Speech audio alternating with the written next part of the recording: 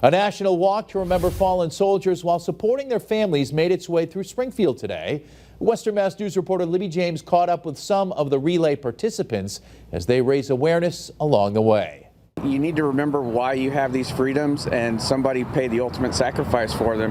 You know, it's just one of those things. You know, it's great to have barbecues and sales and stuff like that, but you also need to remember why you have those freedoms. Carry the Load is a nonprofit organization that raises awareness for fallen soldiers, veterans, and first responders while helping to support their families. This part of their month-long National Memorial May event, as of 5 relay teams spread out across America and spent 4 weeks stopping in different locations, covering a total of 20,000 miles. Last year, they raised over $2 million, and this year they're hoping to collect $2.25 million. Since 2011, they have raised $38 million in all. 94 to 96% of all funds raised go to veterans and first responder families directly, providing resources such as housing, support groups, therapy dogs, and memorial maintenance. Western Mass News met with Assistant Relay Manager Matthew Eveland as the New England team made their way through Springfield on Tuesday. We kind of zigzag. We want to hit all the New England states.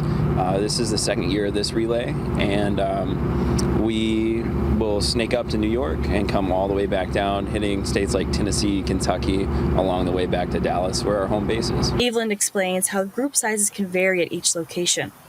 Some legs only have their crew members walking, while other locations have 150 to 200 people rallying together. We spoke with 2 walkers who started in East Longmeadow and ended in Springfield. Springfield resident Samantha Battles was walking for her Marine husband, and Palmer resident Haley Orslak served in the Navy. They tell us why this walk is important.